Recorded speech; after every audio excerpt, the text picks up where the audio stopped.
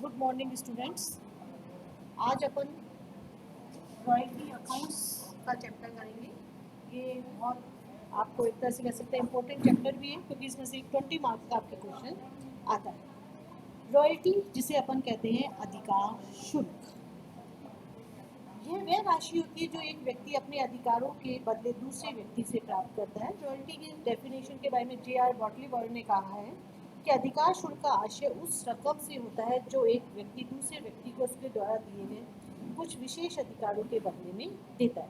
जैसे कोई पुस्तक प्रकाशित करने का अधिकार या कोई भी पेटेंट आपने ले रखा है, आपने कोई वस्तु निर्मित कर बेचने का अधिकार या कोई खान खोलने का अधिकार। रॉयल्टी में मुख्यतः हमारे दो पक्षकार होते हैं। एक वह व्यक्ति जो अपने अधिकार को दूसरे व्यक्ति को निश्चित शुल्क के बदले में देता है, जिसे अपन कहते हैं लैंडलॉर्ड। दो पक्षकार होते हैं रॉयल्टी में, लैंडलॉर्ड जिसे हम कहते हैं भूस्वामी। दूसरा होता है हमारा लीजिंग। लीजिंग जिसे कहा जाता है हिंदी में पट्टेदार। पट्टेदार वह व्यक्ति होता है जिसने लिया है, और भूस्वामी का मतलब या लैंडलॉर्ड का मतलब होता है जिसने अपना अधिकार दिया। जनरली रॉयल्टी के लिए जो सर्वाधिक प्रचलन में है वो है खनन अधिकार शुल्क, पेटेंट अधिकार शुल्क और कॉपीराइट रॉयल्टी। अब कुछ लोग रेंट और रॉयल्टी एक कहते हैं, लेकिन वास्तव में रेंट और रॉयल्टी दोनों में अंतर होता है। रॉयल्टी जो होती है हमारी वो प्रोडक्शन या सेल्स के बेसिस पर होती है, लेकिन जो रेंट होता है वो हमेशा टाइप बेसिस पर होता है। अधिकार शुल्क मूर्त संपत्ति एवं अमूर्त संपत्ति दोनों के प्रयोग के बदले में दिया जाता है, जबकि किराया केवल मूर्त संपत्तियों के प्रयोग के बदले में ही दिया जाता है। जब हम अधिकार शुल्क की बात करते हैं तो अधिकार शुल्क के अंतर्गत हमें कुछ नई टर्म्स समझनी पड़ेंगी, जिसमें सबसे पहला एक आता है न्यूनतम किराया या मृत किराया, मिनिमम रेंट। मिनिमम रेंट का मतलब होता है यह वह राशि होती है जो पट्टेदार द्वारा भूस्वामी को देनी ही होती है, चाहे उत्पादन हो या उत्पादन नहीं हो। न्यूनतम किराए से अधिक वास्तविक अधिकार शुल्क होने पर पट्टेदार द्वारा वास्तविक अधिकार शुल्क की राशि ही दी जाती है। दूसरा होता है वास्तविक अधिकार शुल्क या एक्चुअल रॉयल्टी।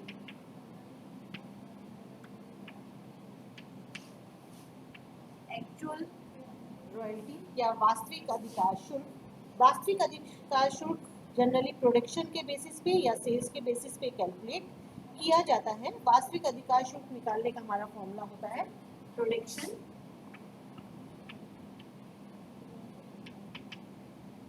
Multiply rate. आपको रॉयल्टी की जो भी रेट दे रखी हो उससे आप मल्टीप्लाई कर देंगे। रेट को कुछ लोग इस तरह से भी लिख सकते हैं, रॉयल्टी रेट। रॉयल्टी रेट सामान्यतः प्रोडक्शन के बेसिस पे दे रखी होती है। जैसे हमसे ये कहा जाए कि हमने 10,000 इकाइयों का उत्पादन किया और रॉयल्टी हमने तय कर रखी हो 3 रुपये प्रति इकाई, तो 10,000 × 3 बराबर 30,000 रुपये हमारी रॉयल्टी की राशि कहलाती है। तीसरी इसमें हम दूसरी टर्म पढ़ेंगे शॉर्ट वर्किंग। शॉर्ट वर्किंग का मतलब होता है शॉर्ट वर्किंग, ये हमारी तीसरी नई टर्म होगी इसके अंदर। शॉर्ट वर्किंग का मतलब होता है वास्तविक अधिकार शुल्क के न्यूनतम किराए से कम होने पर लघु कार्य राशि उत्पन्न होती है। जनरली शॉर्ट वर्किंग हमारी तब उत्पन्न हो जाती है जब हमारी एक्चुअल रॉयल्टी की अमाउंट कम होती है और मिनिमम रेंट हमारा ज़्यादा होता है, तो उस स्थिति में हमारी शॉर्ट वर्किंग उत्पन्न हो जाती है। यदि हमें फॉर्मूले के रूप में देखना पड़े शॉर्ट वर्किंग के लिए, तो हमारा फॉर्मूला होगा minimum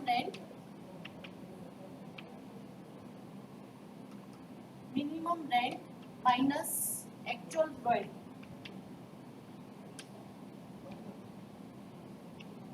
minimum rent minus actual royalty. फिर जब शॉर्ट वर्किंग नहीं होती तो दूसरी चीज होती है excess working. Excess working short working का बिल्कुल रिवर्स होता है। उस स्थिति में एक्चुअल रॉयल्टी हमारी ज़्यादा होती है और मिनिमम रेंट हमारा कम होता है। न्यूनतम किराए पे वास्तविक अधिकार शुल्क के आधिक्य को हम एक्सेस वर्किंग कहते हैं।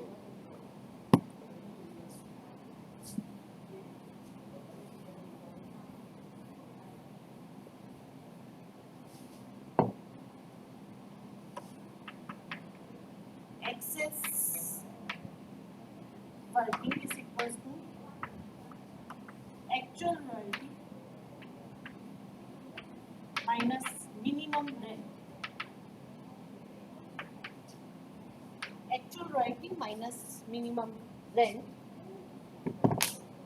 रॉयल्टी रिजर्व लैंडलॉर्ड की पुस्तकों में न्यूनतम किराए के वास्तविक अधिकार शुल्क पर आधिक्य को अधिकार शुल्क संचय के नाम से कहा जाता है।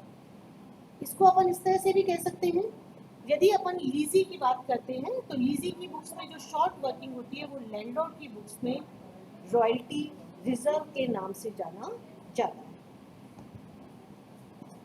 लैंडलॉर्ड लिखेगा रॉयल्टी रिजर्व,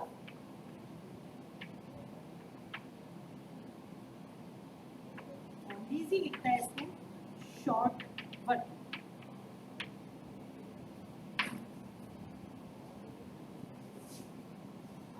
लघु कार्य राशि की वसूली।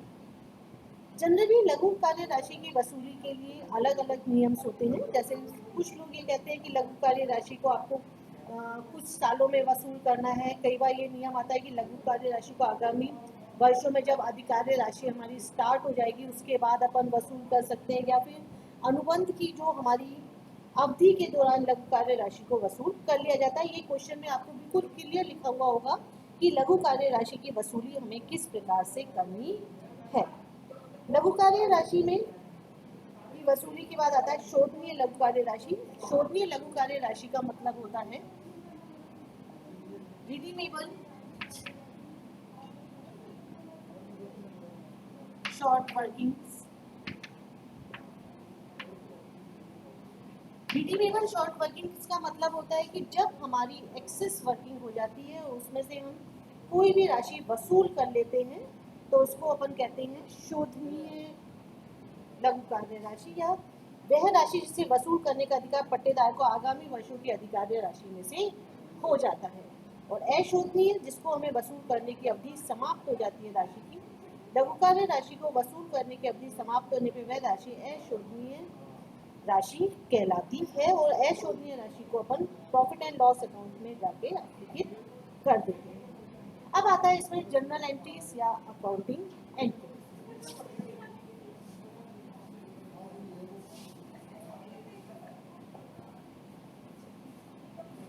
जनरल एंट्रीज करने के लिए अपन दोनों की बुक्स में करेंगे,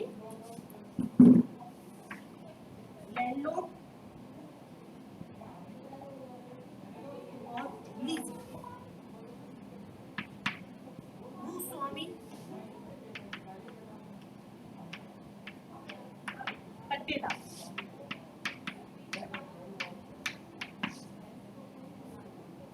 लघु कार्य राशि के लिए मतलब इसमें रॉयल्टी अकाउंट्स में जब अपन जनरल एंट्रीज की बात करते हैं तो जनरल एंट्रीज की में दो कंडीशंस होती है।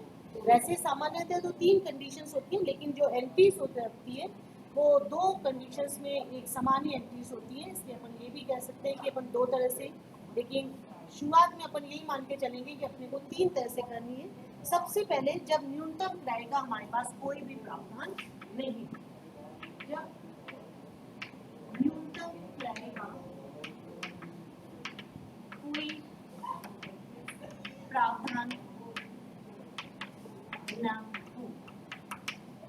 पहली कंडीशन अपन करते हैं जनरल एंट्रीज में, जब न्यूनतम किराए का कोई भी प्रावधान नहीं हो।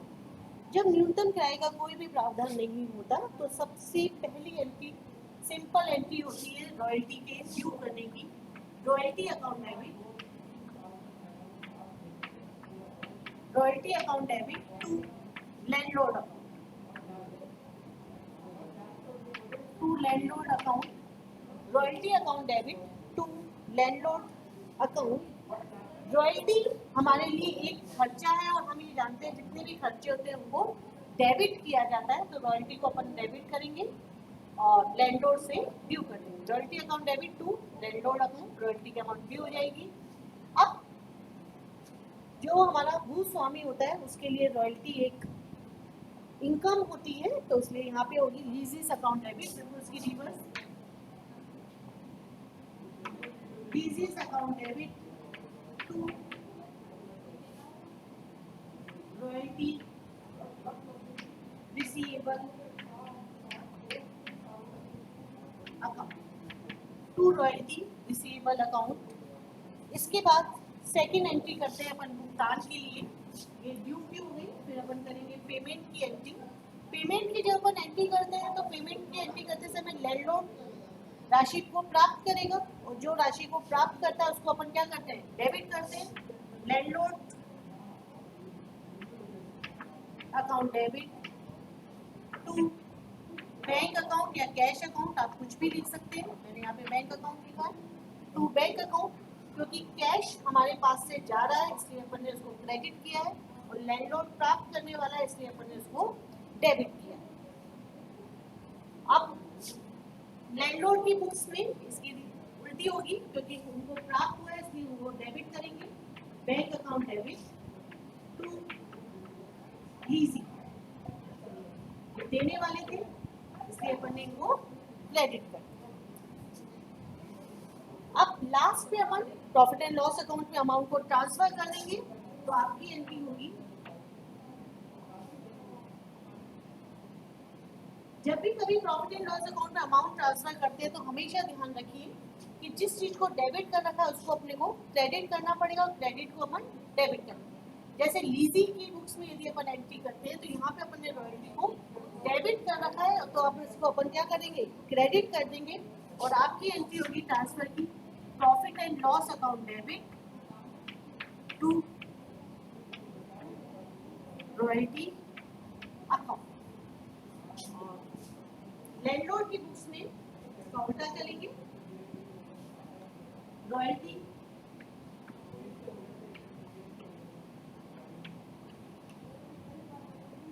Royalty receivable account debit to profit and loss.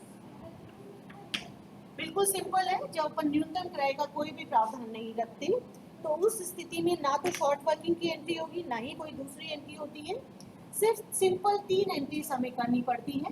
सबसे पहले लीजी या पट्टेदार की पुस्तकों में royalty account debit to landlord account, ये अपन ने रॉयल्टी ड्यू करने की एंट्री करी। सेकंड अपन करते हैं पेमेंट की entry, landlord's account debit to bank account. आपको क्वेश्चन में नाम दे रखा होगा लैंडलॉर्ड का, अपन यहाँ पे उसका नाम लिख देंगे, जहाँ जहाँ अपन ने लैंडलॉर्ड लिखा है वहाँ पे उसका नाम लिख देंगे। To bank account, cash account भी लिख सकते हैं अपन, टू बैंक लिख सकते हैं या टू कैश अकाउंट। और लास्ट में अपन प्रॉफिट एंड लॉस अकाउंट में रॉयल्टी को ट्रांसफर कर देंगे, profit and loss account debit to royalty account. और जब अपन लैंडलॉर्ड की बुक्स की बात करेंगे तो लैंडलॉर्ड की बुक्स में भी वही सेम 3 एंट्रीज होंगी। उस स्थिति में रॉयल्टी के लिए एक इनकम होती है, जितनी भी हमारी इनकम्स होती है उनको हमें क्रेडिट करना पड़ता है, तो आपकी एंट्री होगी lessee's account debit to royalty receivable account. फिर रिसीव करने की रॉयल्टी के amount bank account debit to lessee account, और लास्ट में रॉयल्टी रिसीवेबल को अपन प्रॉफिट एंड लॉस अकाउंट में ट्रांसफर कर देंगे, royalty receivable account debit to profit and loss account. ये तो अपन ने तब किया जब अपन का न्यूनतम क्रय का कोई भी प्रावधान नहीं था। यदि न्यूनतम क्रय का तो प्रावधान हो लेकिन अपने को लघु कार्य राशि वसूल करने का अधिकार ना हो, जब न्यूनतम क्रय का तो प्रावधान हो लेकिन लघु कार्य राशि वसूल करने का अधिकार नहीं हो, उस स्थिति में हमारी 3 ही एंट्रीज होंगी, लेकिन थोड़ा सा हम इसमें चेंज करके चलते हैं। या अपन ये कह सकते हैं कि इसमें कोई भी चेंज नहीं कर सकते, जो चेंज वाली एंट्रीज होती है वो अभी अपन नहीं करेंगे, अपन सिंपल तरीके से देखेंगे। तो उस स्थिति में भी हमारी होती है सबसे पहली royalty account debit to landlord's account, landlord's to bank account, और profit and loss account debit to royalty account. उधर लैंडलॉर्ड की बुक्स में lessees account debit to royalty receivable account, bank account debit to lessee और royalty receivable account debit to profit and loss account. तो दो conditions में हमारी आज अपन ने दो कंडीशंस पढ़ी। सबसे पहली कंडीशन तो अपन ने ये देखी कि जब न्यूनतम किराए का कोई भी प्रावधान नहीं हो, और दूसरी जब न्यूनतम किराए का तो प्रावधान हो जाए लेकिन शॉर्ट वर्किंग्स को वसूल करने का अधिकार नहीं हो, तो दोनों स्थिति में इस प्रकार से हम एंट्रीज कर सकते हैं।